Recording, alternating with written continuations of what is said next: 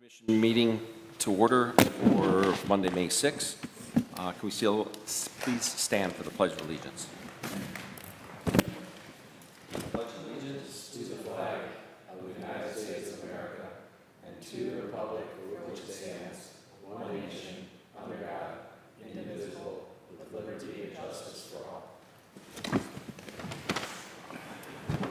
Thank you. Roll call, please. Commissioner Narsch is excused this evening, so with that, Zenyak, Present. Dandelides, Here. Loran, Here. Lamb, Here. McClary, Here. Sable. Here. We have a quorum. All right, thank you. So we have a motion to approve our agenda. I have one comment on the agenda before we approve it. Sure. In looking at the packet, would it make sense under 8 new business to switch B and C, I'm sorry, A and B from an order standpoint? Since I think one could influence the other?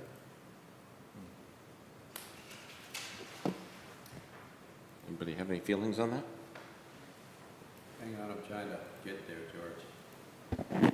I had the same thought. You want to switch Okay. the A and B? Exactly. So when I read McKenna's report and the engineering report also, they both reference Agenda C or Agenda B item as being pertinent. So it just seems to me logical to do that one first. Are you making a motion for that? Yeah, you make a Sure. motion. Okay, so I'll make a motion that we revise the agenda to reorder A and B so that we do the mixed use first and Snug Harbor second. Second. Moved and supported. Any discussion? Discussion.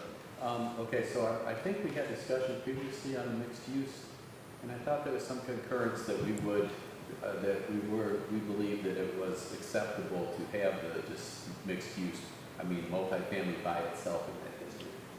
Does anyone else recall having a consensus for that? I don't remember. I vaguely remember that.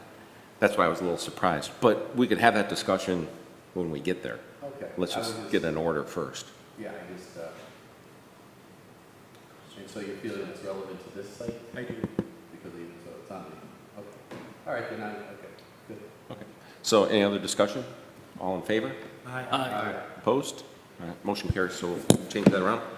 Now do we have a motion to accept the agenda as Motion to accept the agenda as revised, with A being B and B being A. support? Support. Moved and supported, all in favor? Aye. Motion carries. Do we have a motion on the approval of minutes from our February 5th, 2024 meeting? Move to approve the minutes as presented. Second. Moved, supported, all in favor? Aye. Aye. Motion carries. Public comments on non-agenda items. Anything? Nothing? We'll move on to old business. Any old business? So we'll move on to the new business. So we'll now go on to 8A, or the old one, mixed use district, proposed amendments. Gage. Thank you, Chairman. Mr. Lamb is correct. We did discuss this, I believe, last year regarding proposed amendments to the MU mixed-use district to allow for residential-only uses in sites. Currently, the MU district stipulates that single-family and multiple-family dwelling units are principal permitted uses only when located above the first floor of a mixed-use building, and the first floor being non-residential. This issue came up with the approval of the Starboard development, also being proposed by the same developers. And while I, at the time, had recommended that either a use variance or special land use application be pursued for that application, the Planning Commission approved this residential-only use in the MU district. And I copied the ordinance language directly in italics below this explanation, but the MU district as written does not allow standalone multiple family residential uses. as principally permitted uses or as permitted uses after special land use approval. So right here in the permitted uses section specifically states what I'm saying. I feel that this is fairly clear, but there was some disagreement between myself, the commission, and the applicants. So whether that, involves asking the zoning board for a variance or an interpretation, or requesting special land use standards, I felt that we couldn't approve that project as proposed. To rectify this, I proposed an amendment to allow multiple family residential buildings within the MU district. In the memo that McKenna's put together, this is starting on page 88 of your packet. I kind of outlined this once again, and then immediately following on page 90 through the remaining pages, I've outlined some strategic changes. And I wanted to bring these forward for discussion once again so that I can run those through, but hopefully we can establish a public hearing for the next meeting to get this through the process and expedite these changes. Just going through the changes that I have made or am proposing for the MU mixed use district on page 90, just a very quick one regarding allowable screening for M24 and the lake when we're talking about parking lots or areas where cars will be congregating. I just wanted to include structures and other landscaping as a potential screening mechanism. But more importantly, on page 91, section 902A10, I've crossed out single-family uses and just have multiple family dwelling units subject to our development standards in 903C. And I got rid of that section where it says, when located above the ground story, subject to the ground story being only non-residential use. I think that simplifies the ordinance. It allows for these standalone apartment or other multifamily buildings to be built. It supports providing additional housing in this area where we are kind of strapped on land, and I think it's a viable use in our mixed-use district. To further support this, I made another suggested change here on page 95. We reference those development standards 903C when we're talking about residential uses. 903C Part 7, I amended this to say that multiple family dwelling units that are proposed within a mixed-use building shall be located above the ground floor with non-residential uses below. That's only if this happens to be a mixed-use building that they are proposing. But otherwise, if it's a standalone apartment building or other multiple family building, we could consider that a principal permitted use. And this was, of course, in response to the approval that was given to Starboard and the general sentiment I got from the Planning Commission to pursue these changes and allow residential uses as a permitted use by right in the MU district. This does not necessarily, this doesn't allow for single-family dwelling units by right, just multiple family dwelling units. And I'm happy to answer any questions regarding that. I know it's been a few months since we last discussed this. I have just two questions. The Yes. first one is, are making these changes have any effect on the previous approvals where we approved the work, live motif?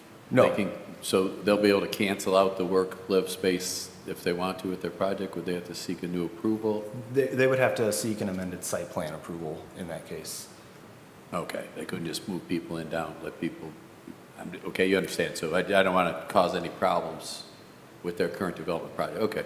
And then the second question is, so if I bought one of these lots and wanted to live on it, so as a single family, aren't I entitled to, live on any residential property I want So I mean, isn't a single residential use of a property permitted just because? I mean, No, not in the mixed-use district. so you really could prohibit then a single person from occupying a lot by ordinance? Yeah, you have your single-family districts for that very reason, to allow that use by right. And in the MU district, you can have single-family detached dwellings through the special land use process. So that would require an additional level of scrutiny by the planning commission.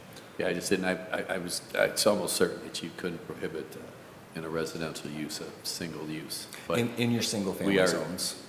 in single family, yeah, but in multifamily, I didn't think you could down prohibit less. I didn't think you could prohibit less. Yeah. But okay, you're saying that you can. Yeah, you can, and single-family uses are not permitted by right.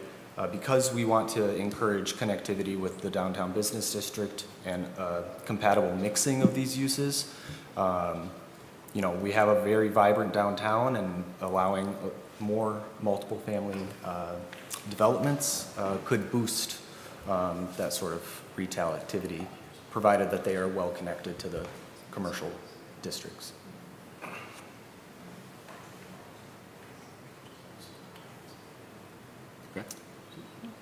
So the process to change the ordinance, Yes.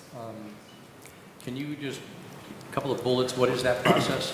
Absolutely. I will say that the board action summary sheet is not, it's not correct. We want to make sure that we are doing this in the proper order. So an amendment first is technically submitted to the clerk. They put it on your agenda for a public hearing. Kind of going through this through you first to kind of understand how you feel about what is being proposed, but we can get that on your next agenda for a public hearing. Following a recommendation of approval from the Planning Commission to the council, it could be placed for another public hearing in front of the Village Council, but ultimately they will have to make the final decision on whether to approve the amendment. That public hearing, again, will be advertised, whether it's just one public hearing with the Planning Commission or a second one with council. So there was reference in one of the things that I read to a November date. Was that a mistype? That may have been a holdover. I did take a lot from the last time we talked about this. I think it was maybe October or September. But we had planned to perhaps have a public hearing, but So realistically, it would be a June meeting. exactly. Okay. Thank you. So my next question would be, I think you said that we had discussed this, or that was the discussion here, that this was discussed earlier in relation to the Starbird development. Why was it not pursued at that time? Why didn't we close the loop and change the ordinance at that time? Right. At that point, I felt the staff and administration didn't have clear direction as to which way to go with what was being proposed. I had proposed something slightly different, where I was talking about different densities for different types of multiple family developments. And that I didn't receive the support that I felt I needed, and I wanted to make sure that we could revise this again, get it in front of you once again, and try and rectify that decision, but also make sure that we're set up well for the future. So from my perspective, I guess my feeling is that should we consense that this is directionally correct, that we ought to go through the correct process, and we ought to go through the public hearings and the recommendation to council and do it, I'm going to say close the loop, right? So that we're not here 6 months from now Yeah. having that same discussion. Yeah.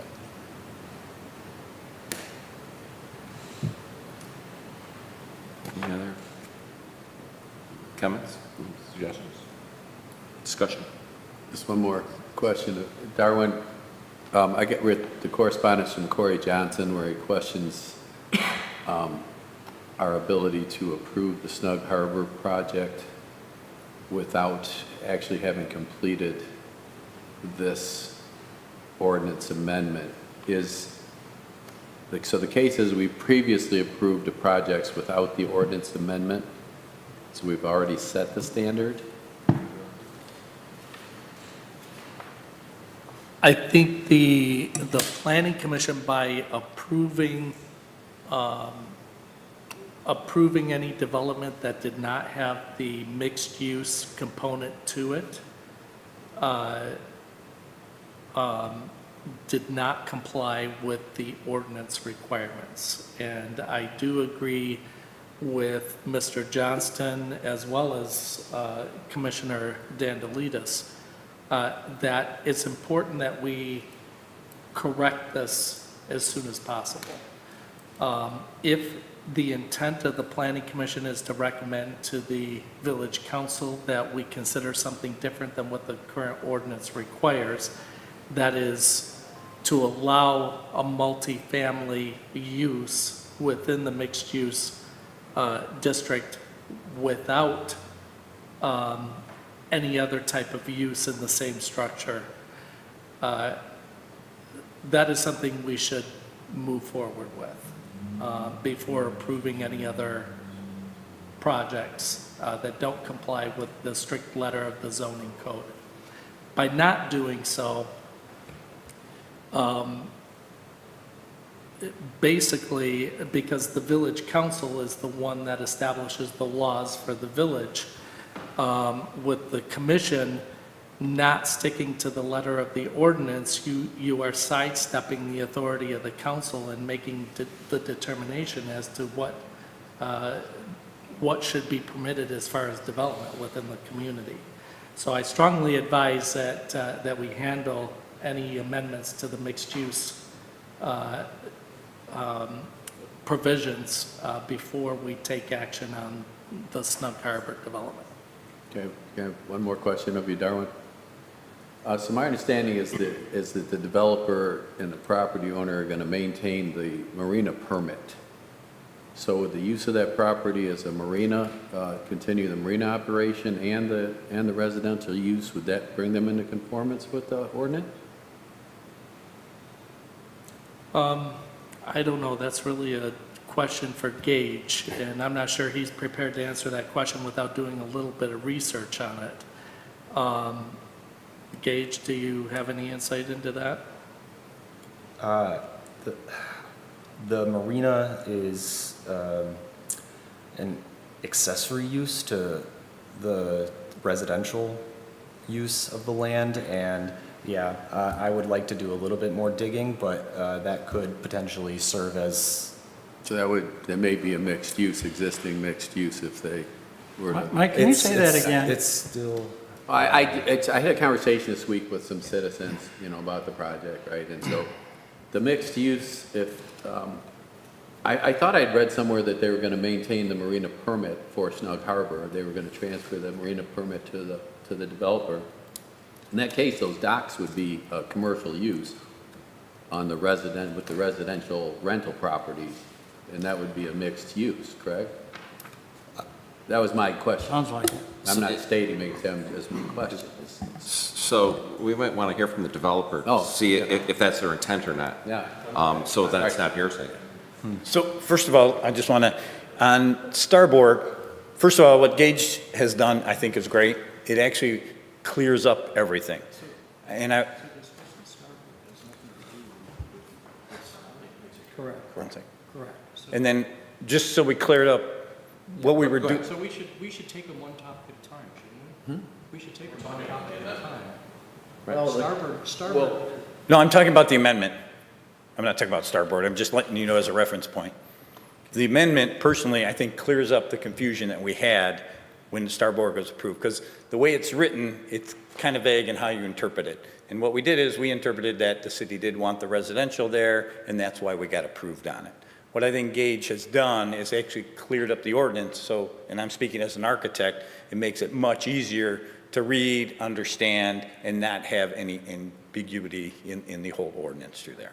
So I think what he's done is great. It clears up some of the issues that it's had because it's old, hasn't been updated, and so forth through there. So that's kind of what happened with Starborg, and I think the new amendment helps out tremendously, just not as a developer, just as an architect. If there's another project coming along, it's very clear now what you can do and what you can't do. So I think you did a good job of clearing it up. Sir? Yeah, Dominic O'Sherry. I would defer to your attorney, Darwin, on what determines setting a precedent or not, because I believe that that previous approval was a unanimous approval with this revised language. So I don't know what the rules, regulations are as far as holding up a site plan approval before a public hearing has even been scheduled. In my opinion, it seems kind of like a roadblock that's unnecessary. I got to look at kind of how that would be interpreted legally. But we had the same discussion at the previous approval, and we moved forward. Everybody approved it, and now we're saying, no, you can't move forward. Unanimous approval. Is there we heard some hearsay about possibly still having this development and a marina? No, it's not true. Not true. No. Okay. It's Eagle's definition of a marina and the city's and the village's definition of a marina are two different things. I'm going to need to have a marina permit because I have more than one dock on one property from the state, but it's not going to be a marina license per se. Does that make sense? So, Going back to my point, so my point was, his permit is a commercial use, even though he's using it strictly for his residential purpose, and because they're forcing him to do that. So it gets back to putting the cart before the horse thing that we've all discussed many times, whether we should put the cart before the horse. So that's why I thought it was germane to bring it up at this time. Okay, because it's, what are we going to do with the project? Last time they went, next time they don't. I don't like those I like to be consistent. You guys all, I think, agree. So I'm all for this. So to move right back to your this agenda item, I think this language does clear up the issue from before, as best I can understand it all. And I'm in favor of it. Well, that's what the developer says too, Yeah. right? Excuse me? That's what the developer said. It clears the whole thing up. Correct. Yeah, it does. So I'm ready to make a motion to support the recommended ordinance, to recommend that the ordinance revision be published for public notice and go forward in the process to amend the ordinances presented by. I'll second moved and seconded. Any further discussion? Moved and seconded. All in favor? Aye. Aye. Opposed? That motion carries. So you're going to handle scheduling? Yes, I will work with Sonia to get that on your agenda. Okay. So we'll move on to our new business of Snug Harbor multifamily site plan review. Gage, do you want to start this off and then we'll... My pleasure. Thank you, Chairman. All right, just to orient you to the project, Snug Harbor is a site plan application for a 4-unit multiple family development at 160 Heights, formerly a commercial project. Commercial use. This project is on one parcel, shown approximately in the image on page 73 of your packet. The project includes demolition of the primary commercial structure and some accessory buildings, the construction of 2 attached townhomes, also attached to 2 stacked flats for the total of 4 units, and also just general site improvements such as landscaping, lighting, and interior circulation. Page 74 of the packet, just the second page of my review, I just summarized the compliance for this project and provide a recommendation. I will run through the items that have a may comply or it does not comply or more information is needed. So before I come back to this recommendation.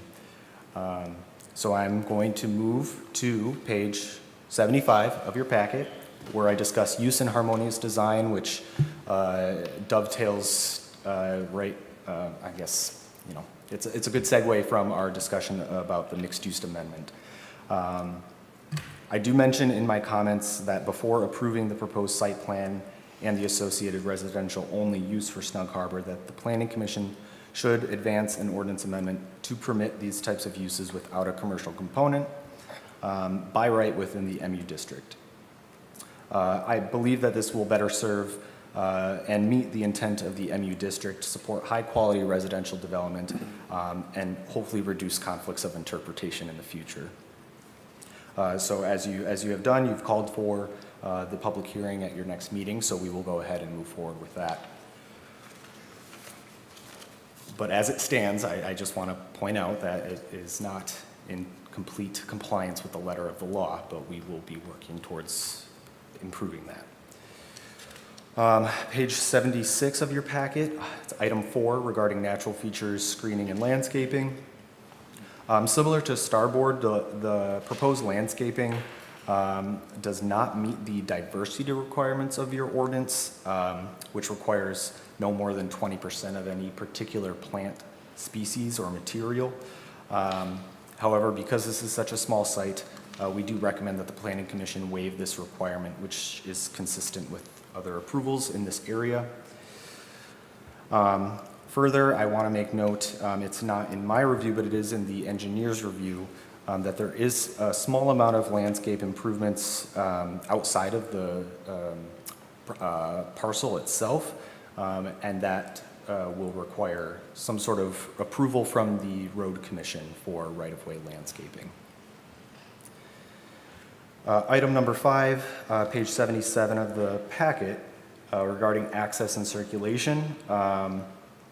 Vehicular access is provided from 3 driveways extending into Heights Road. This, of course, requires approval from the road commission.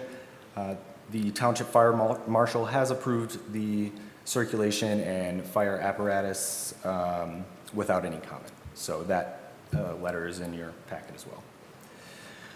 Regarding pedestrian connectivity, the MU district standards specifically state that pedestrian connections shall be provided within and between sites in the MU district. This is something that may have been missed with the original Mystic Cove development, but there really is an opportunity to link these developments together and to the wider downtown area, providing some sort of pedestrian connections from the neighborhoods to the west, to the commercial and retail to the east, I think is a really great potential benefit and opportunity here. So clearly defined pedestrian Mr. connections. Chairman, if I could I apologize. ask a question. Yes, please. So, Gage, just for clarification, is there enough space for a connection between Snug Harbor and Mystic Cove? Well, all it takes is a little shifting of the structures, or potentially exploring right-of-way improvements to provide pedestrian connections that way. There's a lot of pavement being proposed right in front of the development. I think that there could be easily some pedestrian connections across the median that's being proposed over at Mystic, and at least being stubbed to the west for potential future connections. But I mean, outside of the road right-of-way itself? Within the property boundaries, sure. There are interior sidewalks leading right from the driveway to the structures. It would be right on the edge there. Obviously, it would be going towards the shoreline there. Obviously, we'd want to have a kind of a cut and dip, a little L-shaped cutout for the sidewalk. We don't want people literally walking into the lake, but I believe that there is substantial space for a 5-foot sidewalk. Again, this is an ordinance requirement, having clearly defined pedestrian connections through and between sites in the MU district. Could be done within site boundaries, I believe. But of course, I'm not a design engineer. I will let them kind of figure that out. But it could also be placed within the right-of-way after the required approvals from the road commission. Moving on to item 6, parking and loading, page 78 of your packet. Can I back you up? I'm sorry. Yes, please. So from pedestrian connectivity, you're talking about sidewalk kind of thing? Yeah, sidewalk So connectivity. could you put sidewalk in that right away? Well, that is an option, and it would require additional approval from the road commission. I can't say whether the road commission will necessarily allow it, but it's something that could be proposed. That's a possibility. Yeah, it's an opportunity. Gage? Okay, so I don't want to, make the meeting really long by talking so much, but, so on the west side of the property, I believe I walked, the lake comes right up into the road right away. And so I don't think you can have there's no pedestrian connection except the sidewalk leading out into the pavement. So. You're side- correct. You're correct on that. So if there's a sidewalk leading off into the pavement, they might as well just walk in the shoulder of the road. So this road is a blacktop road with a gravel shoulder, and they're putting driveway approaches in here. So, I mean, I like sidewalks, but I don't really see where sidewalk to nowhere is gonna benefit anybody across across one piece of property where the sidewalk's gonna run into the lake. And there's no potential for a crosswalk across, this is where all these roads come together, correct? I don't have the big over, I was looking for the big overview. Yeah. I believe this is where all the roads come together, and there's no real pedestrian crosswalk across the street. So I like sidewalks, but I don't think in this location, there's a good place for a crosswalk or a sidewalk to the west. Okay, and so, Yep. I assume if these homeowners want to just walk next door to Mystic Cove, they can just walk across their driveways or something, so they've got access for that property, but I don't see any of these other people going that way. And I don't see any of the people from the other direction swimming across the lake to the sidewalk. I'm making jokes, you get you to laugh, you look, to get on a sidewalk here. So I can see why there's no sidewalk might have been proposed.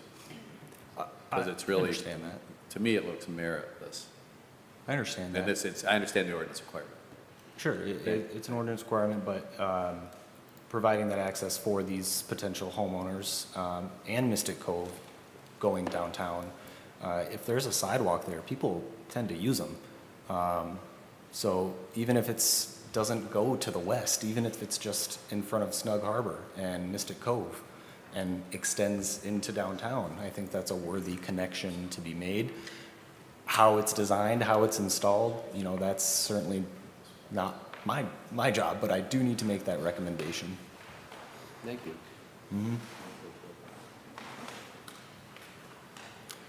All right. Moving on to Yeah, parking, go ahead. parking and loading. Continue All on. right. Thank you. So your ordinance requires 2 parking spaces off-street for each dwelling unit. Both townhomes include their 2-car garage, so they're good there. Both of the stacked flats to the east include a 1-car garage and also the driveway parking. As it's proposed, there's not enough parking off-street for these stacked flats. I note that there is a shared paved driveway extending from these garages, but this is largely within the right-of-way and doesn't provide the necessary off-street parking. We are well aware of other homes and properties around the lake having totally paved front areas extending way into the right-of-way. People tend to park here or there in gravel areas around the village, but for this new construction, I think it's important to uphold the ordinance standard by providing that 180 square feet of off-street parking space for each dwelling unit. I want to note that there is a little bit of flexibility here for multiple family developments. The Planning Commission may permit up to 50% of required parking be located off-site. With this being right in the county right-of-way for the Road Commission, that would require a written agreement with them. Another option is, The other option is that the Planning Commission may also approve a reduced off-street parking requirement, provided that they are supplied with some sort of evidence or explanation by the developer. Do we have 8 parking spots?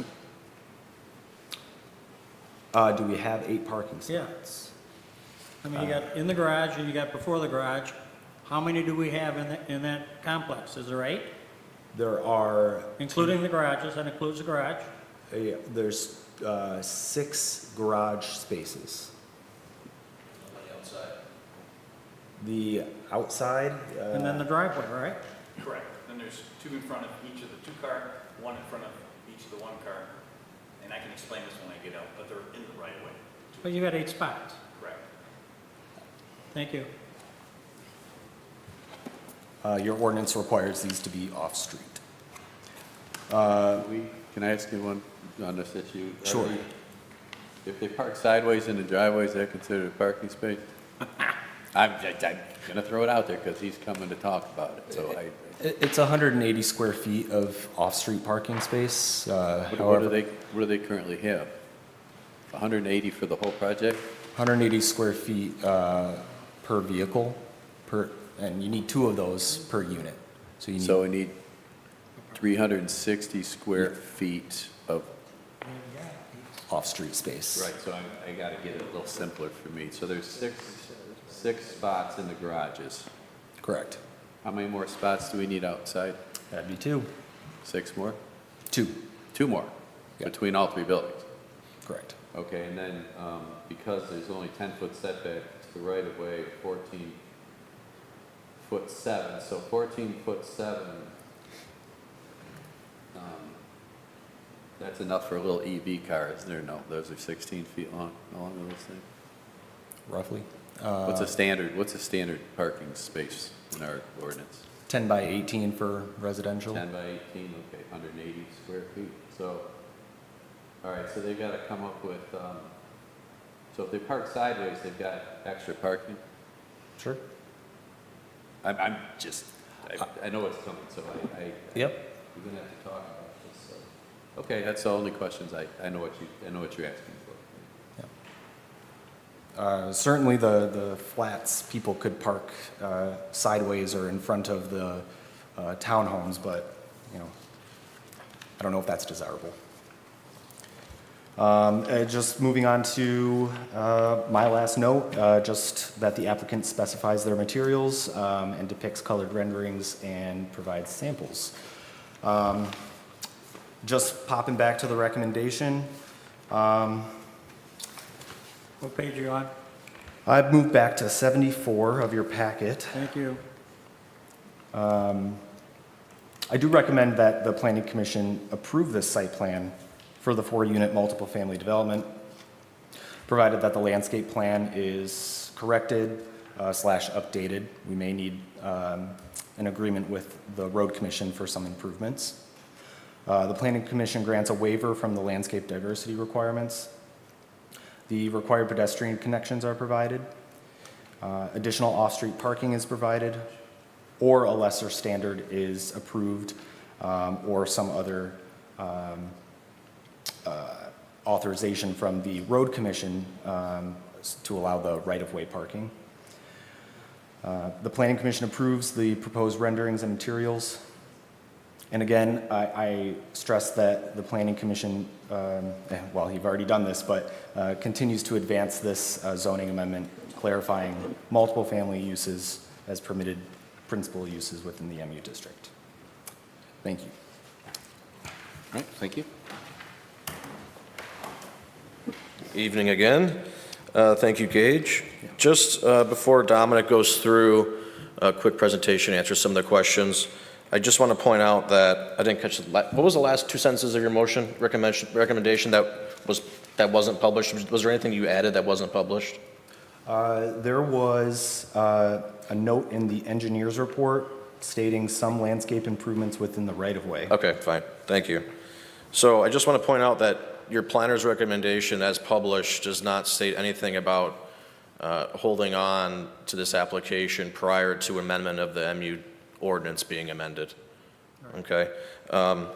For some of his comments, the pedestrian connectivity, Mr. Lamb, thank you for your common sense on that, a sidewalk to nowhere. However, in our engineer's response letter to the planner, we've stated that we're willing to pay into a city or a village infrastructure fund, said that future connections are available, but in the future, we're happy to do it. I just don't feel comfortable just putting it in to put it in.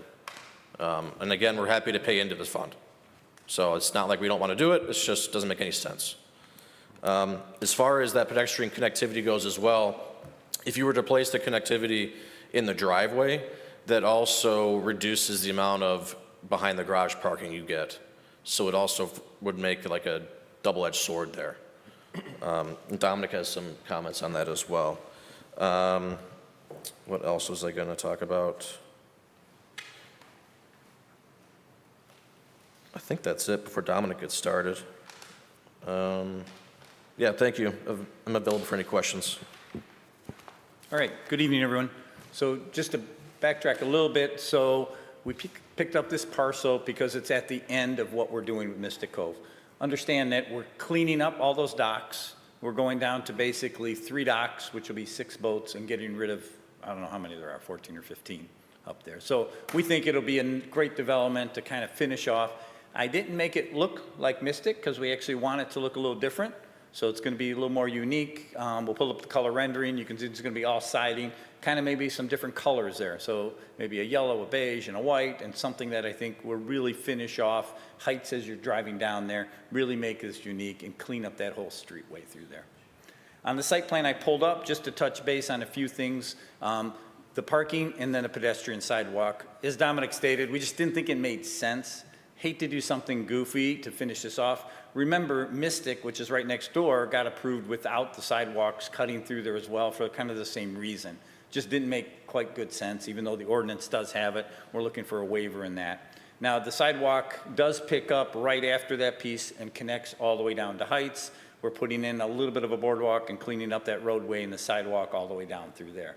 So they can walk through their driveways, get to that sidewalk, and then make it to the downtown from there. But cutting through those driveways just really didn't make any sense for us, and we couldn't find a really good way to do it. And then as far as the site plan, you can kind of see it in front of you there. We've maximized what we can. We'll have some unique docks going through there. The parking that's in front that you can see, it is in the right-of-way. We will get approval on that, but that's not uncommon either, so we are looking for a waiver in that as well, too. I think you know throughout the whole community, there's spots that don't have it. Because this is at the end of the street, and then, you know, it breaks off, and there's a big gap of lake around there along the water, we felt that, you know, it kind of works, and the waiver is appropriate for this particular site because of that. Yes, it's a new development, but just its location, what we're trying to do, what we're trying to clean up, and the benefit that goes with it, we think it's worthwhile to kind of have that in there, so that way we have it. So the parking is, like we talked about, there's 2 two-car garages, and 2 one-car garages. There is parking in front of them, but on the one-car garages, because of that 10 feet, we're mostly, you know, in the right-of-way having that parking through there. So, Nancy, can I pull up the elevation? Yep, it's just.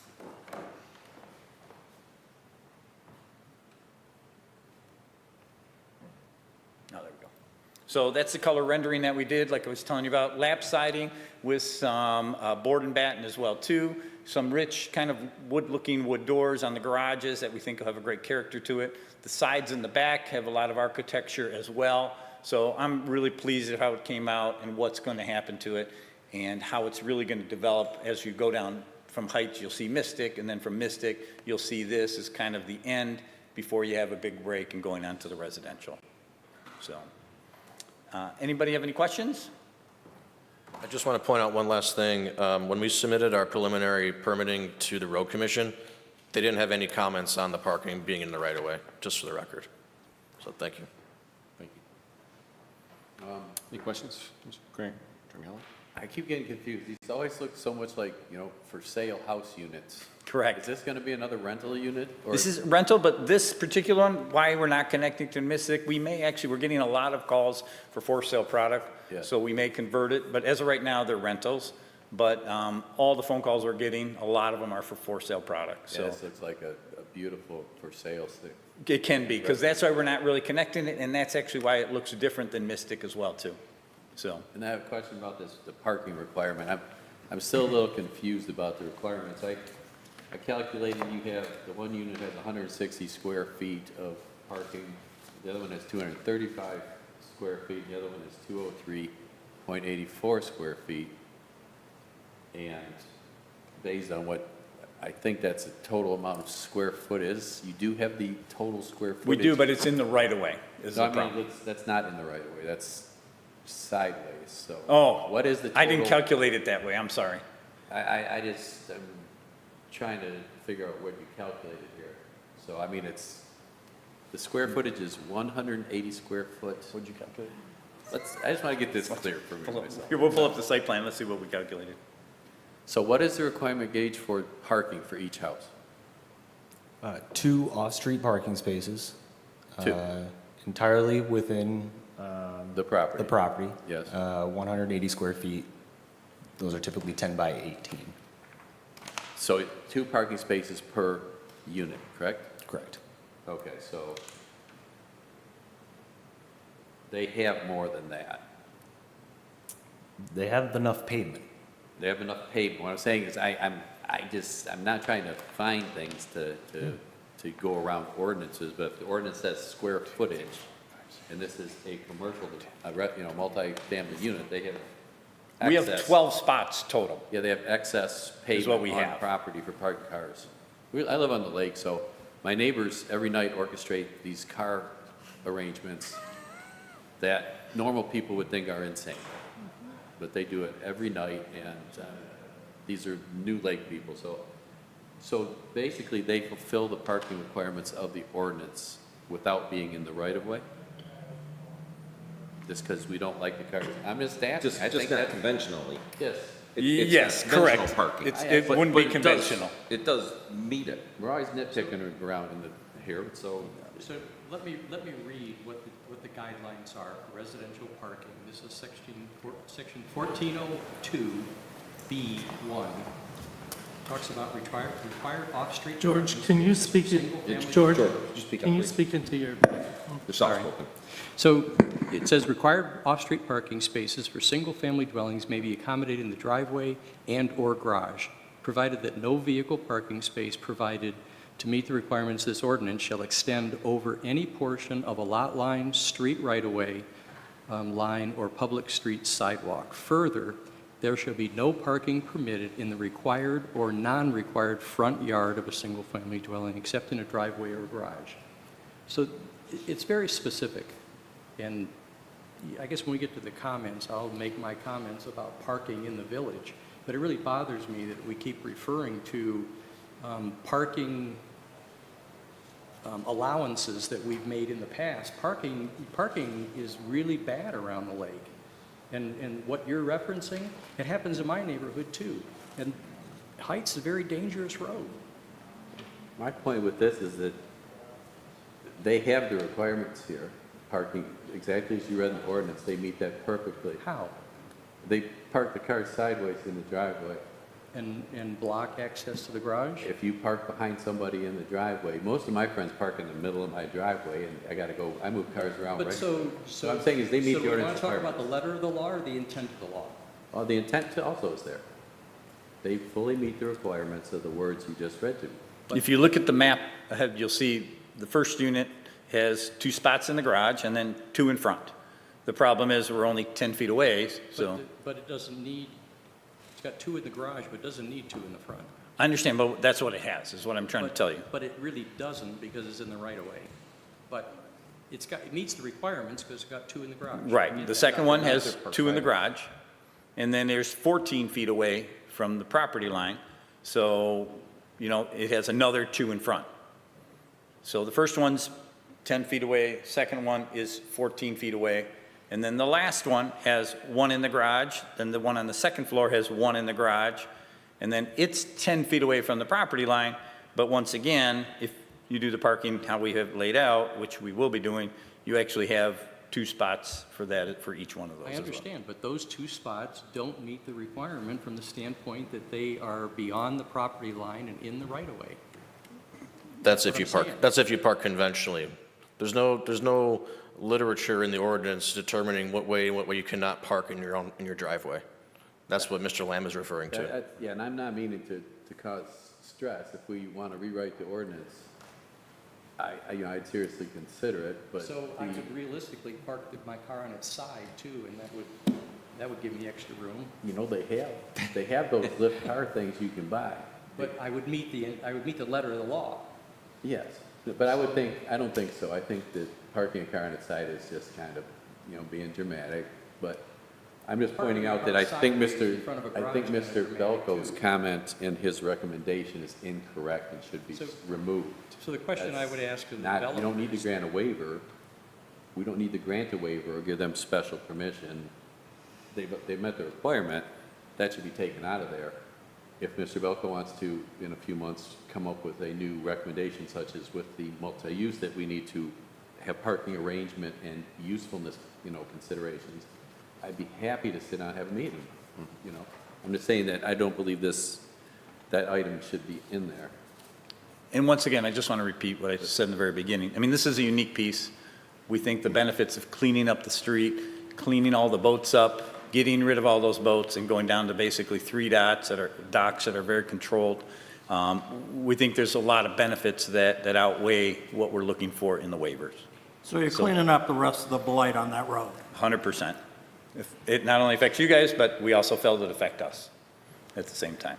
So we feel the benefits outweigh the minor waivers that we're looking for. and did you consider making the building, I'll call it shorter, so that it provides the 2 additional parking spots outside of the garage, but not in the right-of-way? Yes, but keep in mind too, we do meet the percentage of open space. We meet all the other requirements. Just the site is extremely tight, and because of that line, how it's going on that angle, it was extremely difficult for me to kind of get the back of that building any farther to the lake that I could. So yes, I tried to get it as much as I could. This was the best that I came up with. And I wasn't saying move the building towards the lake, but shorten the building. I mean, they're 2 flats. Square footages are right where we think the market is because we're getting so many calls from people of what they're looking for. In all honesty, we kind of designed these units what people have called us about because we don't have these particular units. These are different than what's in Mystic and what we're offering there. So these square footages, these sizes working well what the masses are looking for. They're looking for ranches, so we're able to get them a ranch and a flat on top of each other. The townhouses fit and play to what people are looking for as well too. No one above them, only somebody next to them. So yes, we considered all the possibilities. Mr. Chairman, if I could ask a question. Please. So, I'm hearing some very good arguments about the uniqueness of this site and the reason why it makes it difficult to meet all of the requirements of the zoning code. I think there's a difference of opinion on the commission about whether or not you meet the parking requirements. I tend to agree with Commissioner Dandelides that you do not, and I agree with our planner. But you do make good arguments about the uniqueness of this property, but that is a subject for consideration by the Board of Zoning Appeals, not by the Planning Commission. And my question is, why are you not considering seeking a variance or variances from the Board of Zoning Appeals? Our interpretation was that we thought a waiver was appropriate for the planning commission to give to us. That you can give us the waiver, not having to go to zoning. Aren't we Gage, am I incorrect in that or no? Our vote just moves it on to the council. Correct. And if they want to take that up, then let them take it up. I also want to note that currently the density is high. It's hard to talk about this without talking about the mixed-use district, but if this were a mixed-use building, it would only allow 10 dwelling units per acre. I'm not sure, 1296. there'd be at least one less dwelling unit on this site requiring off-street parking, which would provide more space for off-street parking. But that also kind of, I don't want to say contradicts, but has a different argument to the other approvals that we have with 15 units an acre with non-residential on the first floor, with residential on the first floor as well, correct? My recommendation for Starboard was to get a use variance or some other special land use approval. As Right. far as Mystic and Constellation, they do have that mixed-use component. Yeah, but I'm saying though, is that if you're basing the off-street parking on 10 units an acre, this is proposed at 15 units an acre. Right.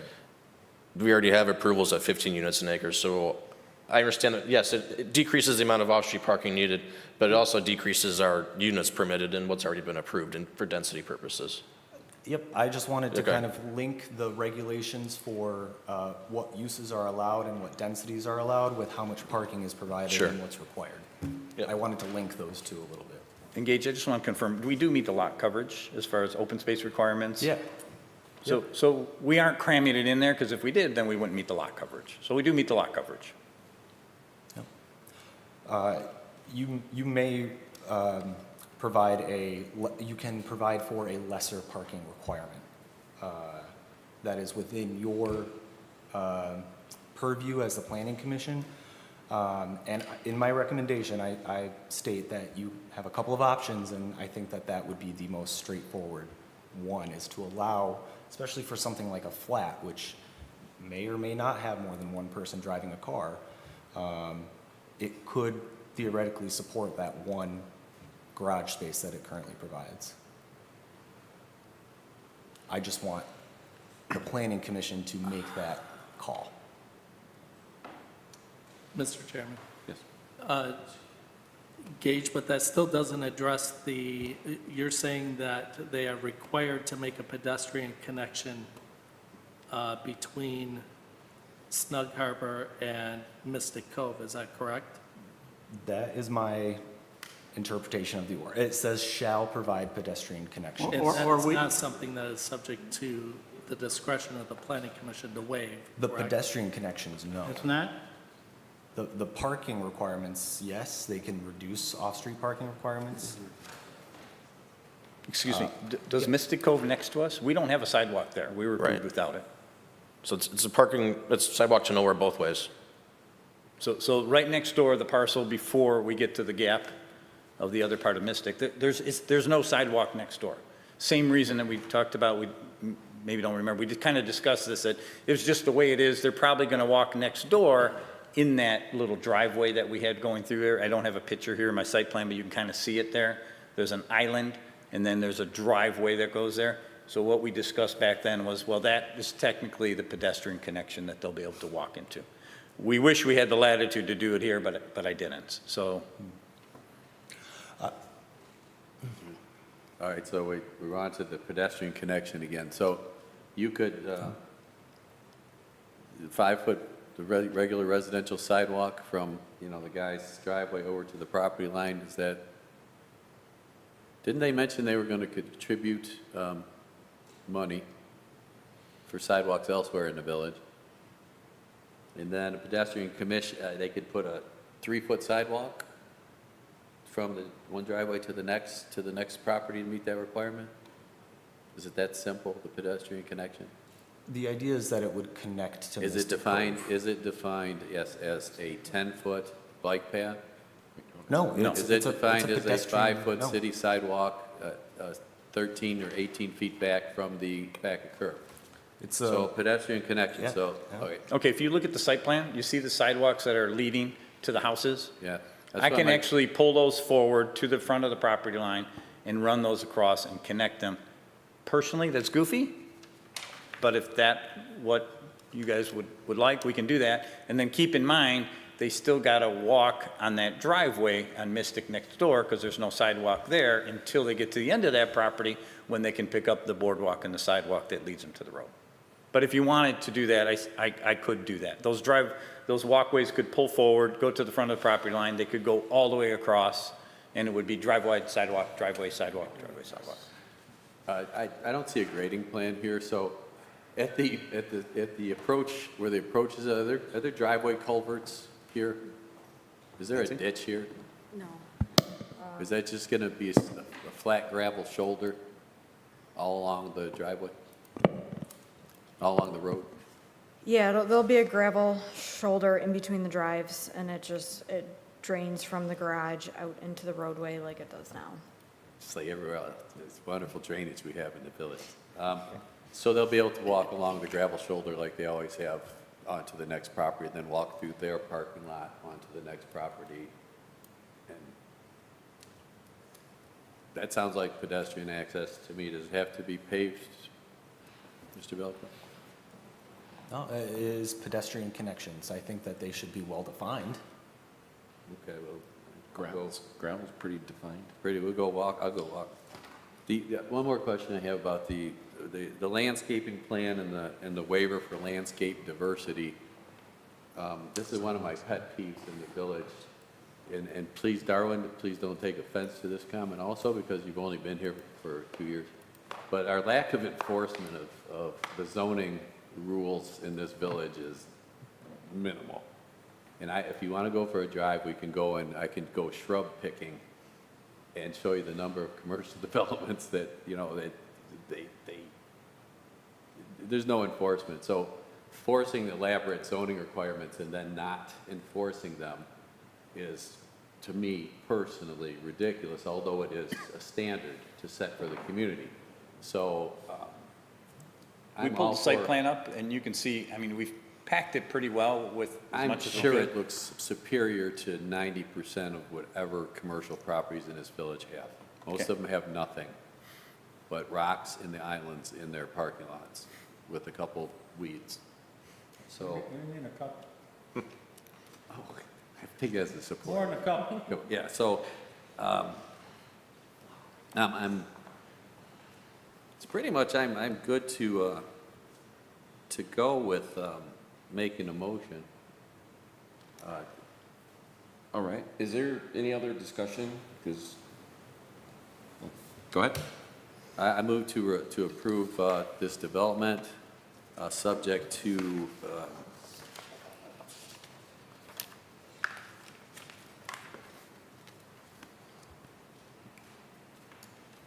I don't see any requirements to hold it subject to, as presented by the applicant. Well, With the landscape, I'm Waiver? happy with the landscape plan. Okay. I'm happy to waive the diversity requirement. I believe the pedestrian connections are already provided. I believe that they meet the requirements of off-street parking based on our ordinance language, not upon interpretation by myself or the other members of the board. And I like the way the houses look, so I don't think there's any, whatever we have to add in the, I think the only That's a way long motion. What is it, Mike? yeah. to approve as presented with. Yeah, As presented on page 74? On page 74, under the recommendations. No, It's I pretty want to much- get rid of the required parking connection, I want to get rid of items, 3, they're not numbered, 3, 4, 3 and 4, I just want to remove those. Right, because they already. They've already meet those. They meet those requirements. Yes. The other 3 can stay: landscape, waiver, and approval of the renderings. I second.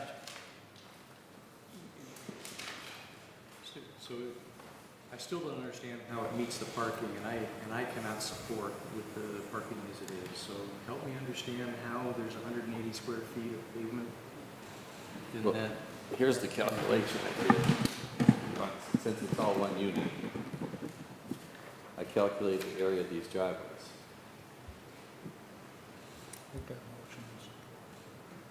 So, Mr. Chairman, wouldn't it just be cleaner and easier if the planning commission put on the record as part of its motion that we are reducing the parking requirement from 8 parking spaces to 6 parking spaces? But I don't, Because we're we not. have the authority to do that. I understand, Darwin. You know, it sounds cleaner, but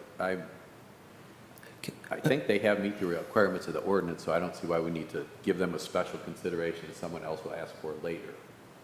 I don't want to set But it, that's exactly what we're doing, and we don't agree on that. I would also like to Well, add that you cannot, it's either me voting yes or me voting no on this. Because one way I can probably vote yes on this, the other way I cannot. Then let me So amend what do you need to my have in motion. there to vote yes? Then I will amend my motion to For it include to the be, reduction to 6, Okay, thank you, sir. okay. We'll second that one So too. and that's moved and seconded. Yeah. Is there any other further discussion? All those in favor? Aye. Opposed? Nay. 3, 4, 5, 1. So that's enough to carry. Thank you. All right, Thank you very much, gentlemen. Thank you. Have a good evening. All right, thank you. With that, let's move on to 8C, our monthly planning and zoning report. Dave? thank you, Chairman. One moment while I find my place. Thanks, guys. Thank you. There we are. Thank you. All right, so I have been hosting monthly staff development meetings with different site plan reviewers, township staff, administrative staff, and this is kind of the format that I present all of our projects, and I think it's useful to present it in this way. So it's a little different than what you've seen in your past reports, but the first page summarizes the various special projects that the Planning Commission or Council or BZA are kind of working on. what page are we on, Dave? Oh, yeah, page 104 of your packet. 104. Yep. Page 104, special projects.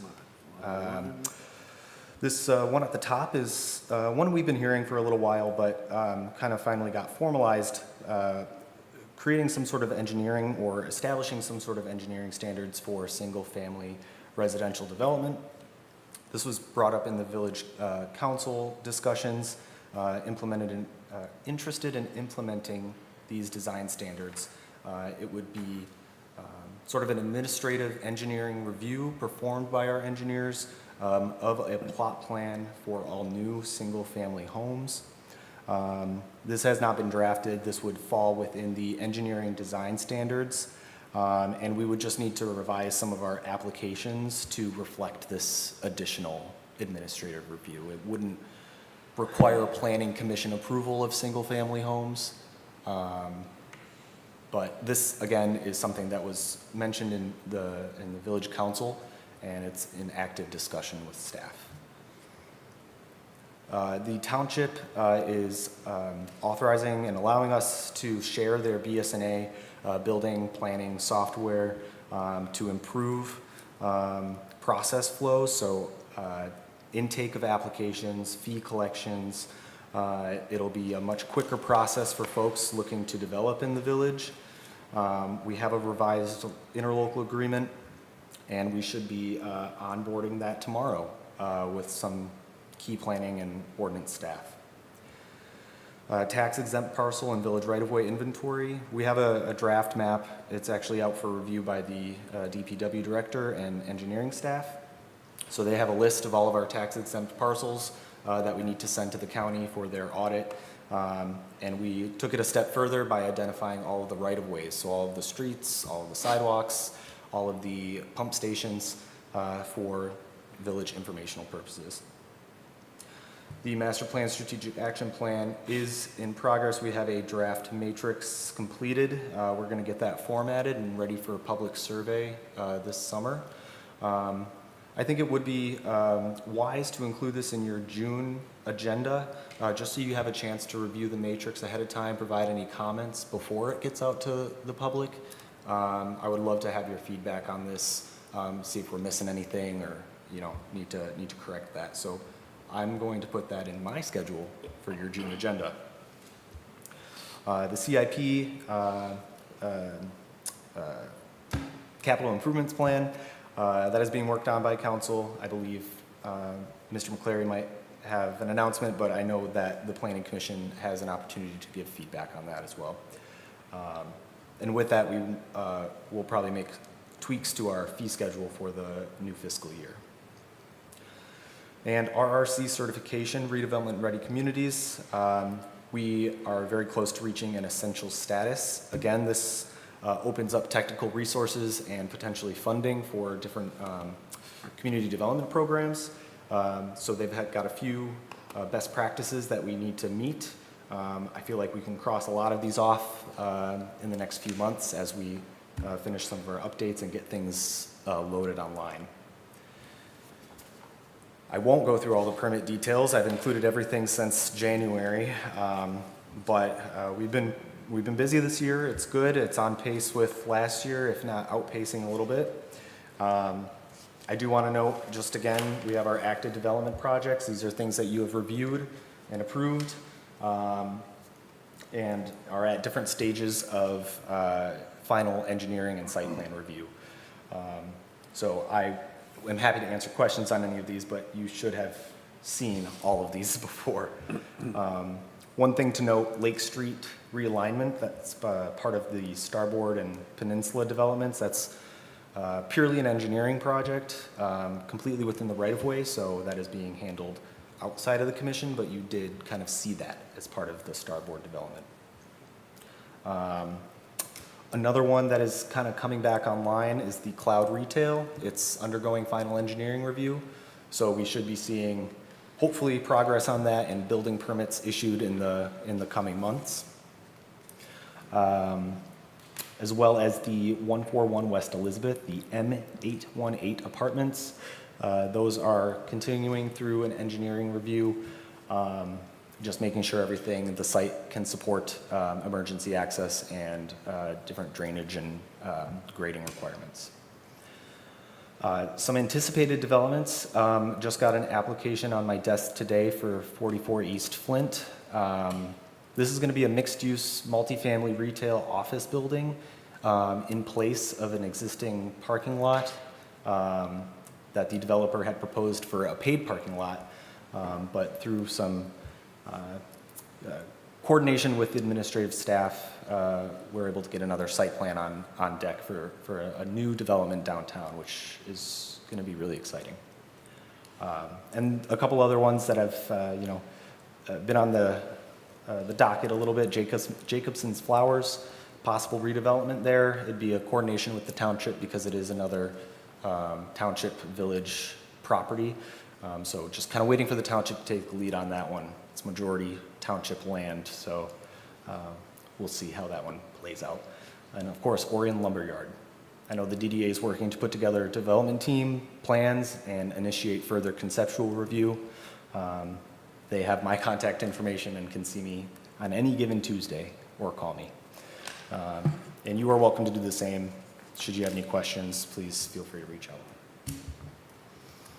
Thank you. Any questions? Yeah, I'm so glad you included for once the Orion Lumberyard project, because I believe the Planning Commission has authority over any development on that site, and we've been ignored. Currently, they're in an active demolition phase. I don't know if they've obtained a permit or not, Darwin, if they obtained a permit on that for demolition. They have building permits for the demolition and all that stuff, or they just? I don't recall seeing a demolition permit from them.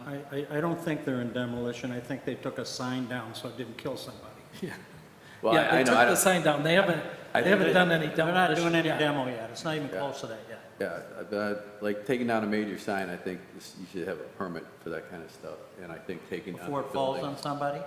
The DPW did it. They're not even qualified to take down signs of Well, that size. So- maybe not, but the sign needed to come down. I'm not debating your necessity.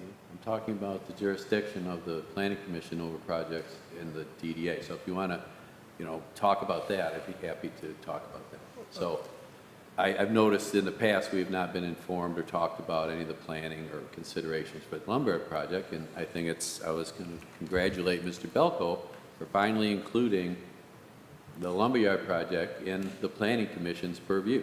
Yeah. That's where it belongs. We Not in the have deed. not received Yeah. any plans for the development of that property beyond what they presented to the public as far as conceptual ideas. But they would have to apply for the demolition permits, and that would go through administrative review and then on to the township building department. But you are absolutely correct that any development plan for that property would have to come to the planning commission. And I'm also deeply concerned about disruption of the highly contaminated soil. Okay, and people continue to bring that to my attention. So it's necessary that they, get proper permits and monitoring from the proper agencies. And the village DPW is not the ones that are qualified to handle contaminated soil demolition and such sundry matters. I need to be publicly let people know that. So thank you, Mr. Belko. I appreciate your update. Sure. Right? Thank you. Anyone else? Move on to commissioners' comments. No, we got a motion to receive and file. Oh, sorry. We need a motion to receive and file the monthly plan and zoning report. So move. Moved. Support. Moved and supported. All those in favor? Aye. Aye. Opposed? Motion carries. Okay, we'll go on to commissioners' comments. Commissioner Lamb, would you like to start? Today's Since my you were- 65th birthday. Happy birthday. I'm very happy today. I got a lot done on my house. I don't have any grass yet, and I don't have my boat in the water, but I'm still happy. So that's my full comment for tonight. So I guess I want to say that I'm a little bit disappointed in a couple of things. One, to have, the developer said, we granted some kind of a density variance apparently prior to one of the other developments, and the assumption was, therefore, you need to do the same now. And in my mind, if we're going to grant those kind of things, we should change the ordinance. We should close the loop, right? So we don't do this all the time. And who's going to tell the developer, no, well, we did it before, we're not going to do it now? That came up tonight because we don't close the loop. We don't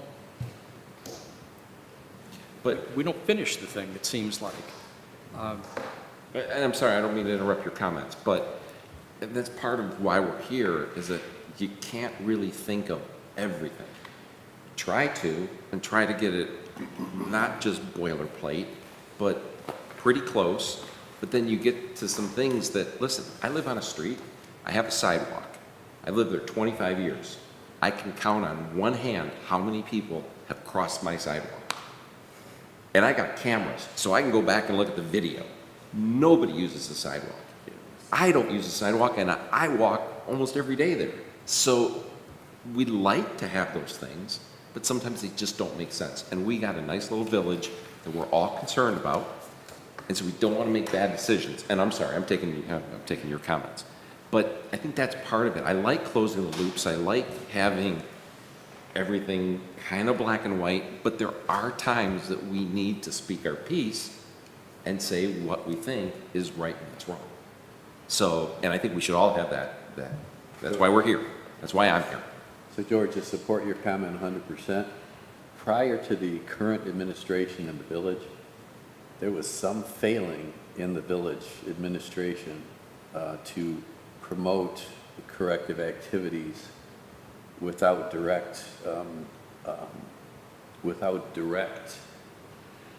council telling them to do that. So with the current administration, we're seeing many new adjustments to our rules and regulations that the years before I never saw any of them. So there was really some, I don't want to say poor, perhaps lack of administration in the village that has led up to all these things happening. So Mr. McCleary, who's very detail-oriented, has pointed out many times to us that since he's come on board, where our failings may have been. And so I think what we're seeing is there is going to be change as long as you keep speaking up and the rest of us keep speaking up and Mr. McCleary keeps enforcing the rules. I think you're going to see a lot more of these kind of amendments and ordinance changes. I think we're all in support of your thoughts. Okay. The other thing I wanted to mention is the parking. Parking around the lake is a real issue. And I think that in many respects, we fail to look at the big picture. You know, one individual comes in and seeks a variance, a setback variance for some reason, and it's a one-off and we approve it. And then there's another one-off and we approve it. But there's no look at the big picture. Parking is, you know, where I live, it's bad. And it gets dangerous at times. Heights Road is a dangerous road.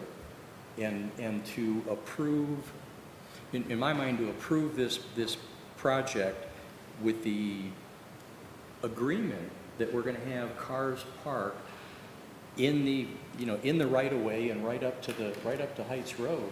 Heights Road is dangerous. You cannot bike, you cannot walk on Heights Road between M24 and I think it's Fairledge is your first opportunity to get the heck off of Heights Road unless you get all the way down to Pine Tree where there's a sidewalk and you can safely either bike or walk.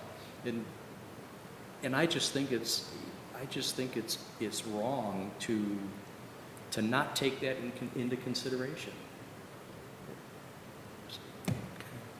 My comments.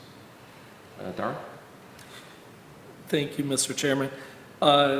First of all, happy birthday, Commissioner Lamb. It's also my son's birthday today. So he's a little bit behind you. But I share a lot of the concerns that Commissioner Dandelides has. I think I'm not entirely happy with reducing the parking requirements. What went into my decision on this project was the fact that it is a somewhat uniquely configured lot. But the Planning Commission exercised the discretion that legally it has under the zoning code, and I respect that.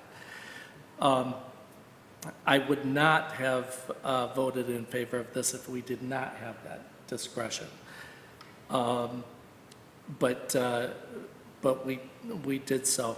The other thing that helped me support this project was the fact that you, Commissioner Dandelides, is helping to push us forward in considering the necessary changes to the zoning code that will, if the Planning Commission does decide to approve those changes, would address some of the issues that we have. I do want to say that, some of the comments I've heard tonight directed to our planner tends to get a little heated, both from the developers who are addressing our planner and from commissioners. And I do want to remind all of us that our planner is charged with the strict enforcement of the zoning code and telling us what we don't like as much as he can tell us what we do like. To the extent that we have discretion, we can exercise that, and Gage is very good about pointing out the discretion that we have.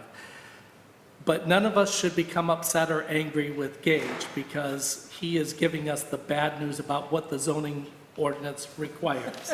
I just want to remind everybody of that. Gage is not the bad guy. We could not do what we do without his hard work.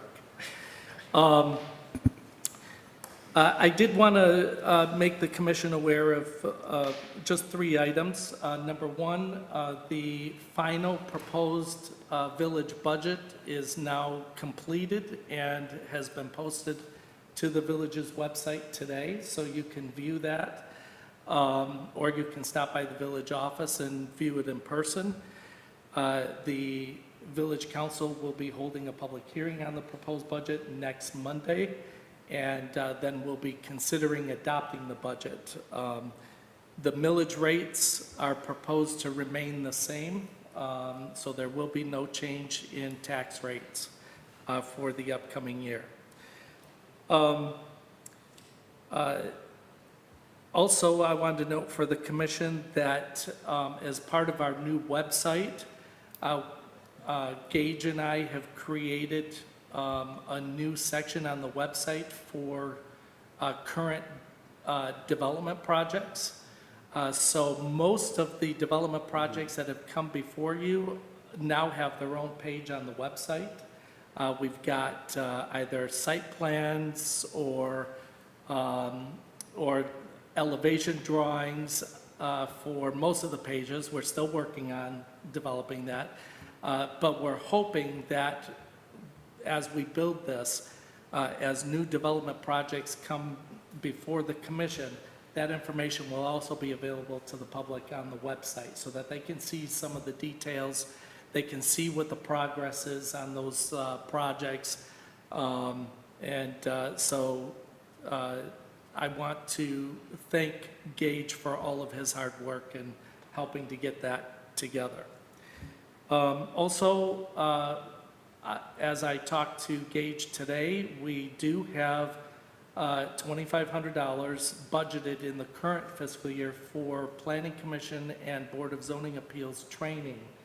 And Gage and I are going to be working on setting up the basic training for Planning Commission and BZA before the end of this fiscal year, so before June 30th. We hope that you can attend that training, but it will be basic training for both Planning Commission and BZA. We have another $2,500 budgeted for the upcoming fiscal year, starting July 1st, so that you can start to attend some advanced training. And then after that, we will start to get into some specialized training, whether it's master plan specifically or site plan review. So this will be an ongoing thing every year that we provide training to both Planning Commission and Board of Zoning Appeals. So I strongly encourage you to take advantage of that. And that's all I have tonight, Mr. Chairman. Thank you. Commissioner Sable? No, I just want to say, I was really happy with tonight's vote. Just, we did, you know, what we're allowed to do, and it's use common sense.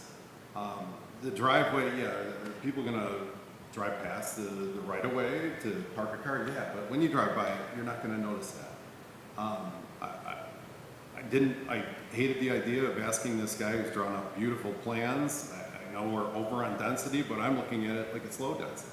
There's 3 houses in a row, 4 houses in a row on the lake. It's, in the scheme of things, I drive by this thing every day. The second they tore this stuff down, my property value went up. I grin every time I drive by the dirt piles. I am loving this. They're not adding docks. They're taking out docks. They're going to make prettier docks. His plans are great. I like that we can use common sense to navigate around some of this stuff. That's it. I would happen to totally agree with you. And it was good that we got around to voting and even making some concessions on it, which was good. I'm happy that this piece of blight is now going to disappear from us, and we're going to get better and better at getting rid of all of that. The other thing I'm going to ask for is to have the DDA come and make a presentation to us so that we have real facts instead of things that just come out of the air. And I'd like to have them come to the next one. If you would arrange that, or, Sure. Okay, I will also talk to the DDA that it's coming. Okay? Sounds great. My comments, I really do agree that that's what we're here for. We're here to use some common sense. I 100% agree with you on Heights Road being extremely dangerous. My child can now ride his mountain bike down Indianwood only because it's closed. But it is what it is. I mean, they can't put sidewalks in there. My wife's a huge proponent of putting sidewalks in. But yeah, what would be perfect just doesn't work. I mean, there's people that legitimately could not park their cars if we put a sidewalk in on Indianwood. I know it's not our jurisdiction, I'm just, saying that. Same thing goes into Heights.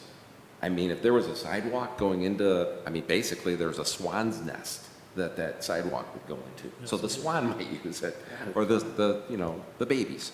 Nonetheless, we got to use some common sense, and I think with the elevations, it's going to look fantastic.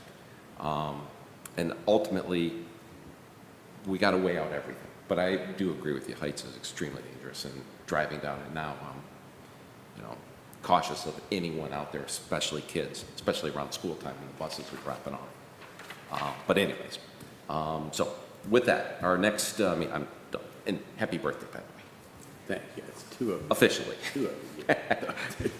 On behalf of the rest of the commission, happy birthday. Our next meeting is June 3rd, 2024, 6:30 here. With that, motion to adjourn. Motion to adjourn. Support. Move supported, all in favor? Aye. Aye. Motion carries. Thank you.